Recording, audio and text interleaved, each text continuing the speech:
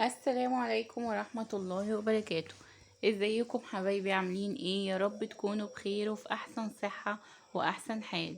النهاردة هنعمل مع بعض شوية مخبوزات كده للفطار. بس قبل ما نبدأ الفيديو فضلا منكم وليس امرا، ياريت تشتركوا في القناة وتفعلوا الجرس، وكمان تحطوا لايك للفيديو عشان يوصلكم مني كل جديد. اول حاجة عندي هنا ربع كيلو من الجزر. سلقته، كان عندي في الفريزر، سلقته واحتفظت بالمية مية سلقه، وحطيته في الكبة وحطيت عليه بيضة ومعلقة كبيرة من الخل ونص معلقة صغيرة فلفل اسود عشان الزفارة، بس هو الخل لوحده بيقضي برضو على الزفارة خالص. حابة تحطي فانيليا حطي، بس انا ما بحبش احط فانيليا المخبوزات الحادقة. ضربناه هنا لغاية لما اصبح قوامه سائل. بعد كده هنيجي هنا في العجان، هنحط نص كيلو دقيق، معلقة صغيرة كركم عشان تعزز لي لون الجزر، معلقتين كبار سكر، معلقة كبيرة خميرة فورية، معلقة صغيرة من الملح، ونقلبهم كويس قوي لغاية لما المواد الجافة مع بعض تمتزج. بعدين نضيف عليهم الخليط، خليط الجزر السائل اللي هو هنعجن بيه، ودي المية بتاعت سلق الجزر. لما احتاجنا مية كملنا بيها عشان العجينة تلم معايا. هنا العجينة لمت معايا. اول ما العجينة تلم بحط معلقة كبيرة من السمنة، مش حابة تحطي سمنة ممكن تحطي ربع كوباية من الزيت، بس انا قلت ايه اغير. هنا العجينة اتعجنت كويس قوي زي ما انتوا شايفين.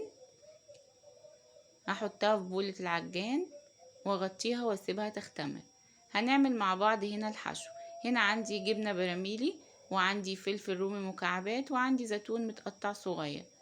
هما هنا عندي في البيت بيحبوا الميكس ده، فانا عشان كده على طول بحشي مخبوزاتي بيه. انتي ممكن تحشي اي حاجة تانية، ممكن تحشي بسطرمة وجبنة رومي وفلفل وزيتون، بس اهم حاجة ابعدي عن الطماطم، بلاش الطماطم عشان ما تبوظي المخبوزات بتاعتك.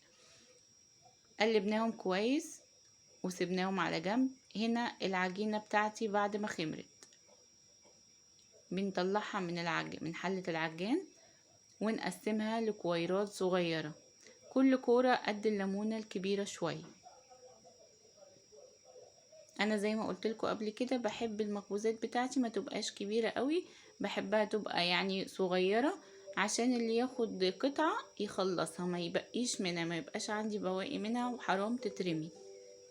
بناخد كل كورة بنعملها زي البقجة في ايدينا، بعدين بننعم سطحها ببطن ايدينا زي ما انتوا شايفين معايا كده.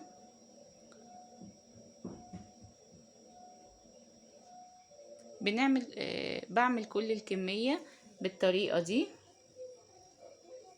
بناخد اول كورة، طبعا بغطيهم بكيس نايلون مفتوح او كيس تلاجة مفتوح عشان العجينة ما تنشفش مني من الهواء وتشقق. بناخد اول كورة بدأنا بيها ونفردها، ممكن تحطي تحتها رشة دقيق لو ما عندكيش مفرش سيليكون، ونحط معلقة صغيرة من الحشو ونعملها بالطريقة دي اللي انتوا شايفينها معايا في الفيديو. بيبقى عامل شبه كده الكرواسون. كمان مرة كمان بنفردها كويس بالنشابة، وطبعا سمكها بيبقى وسط، لا هي تخينة ولا هي سمكها رفيع قوي. بنحط معلقة صغيرة من ميكس الحشو اللي معايا ونعملها بالطريقة دي. المخبوزات دي يا بنات بجد بتسعفني قوي وبتنفعني قوي لما بتكون عندي في الفريزر. حرفيا ما بشيلش هم الفطار ابدا، يا دوب بطلعها على قد احتياجي واسيبها على الرخامة بتاعة المطبخ تفك حوالي ربع ساعة، بالكتير قوي نص ساعة لو يعني الجو ساقع. انا بعملها صيف شتا في اي وقت، وبعد ما بتفك على طول بعمل جنبها القهوة او الشاي بلبن او الشاي السادة زي ما تحبي، وخلاص كده بنبقى فطرنا. خصوصا بقى ان هي فيها كل حاجة، فيها الخضار، فيها البيض، فيها الجبنة، يعني اي حاجة انت عايزة كمان تدخليها لأولادك وهم مش بيحبوها تقدري تدخليها في العجينة، وتبقي كده وصلت لهم الفايدة اللي انت عايزة توصليها لهم. من غير بقى ما يوجعوا دماغك. كمان اخر مرة اهي بنعملها بالطريقة. بعمل كل الكمية وبسيبها تختمر في الصاج.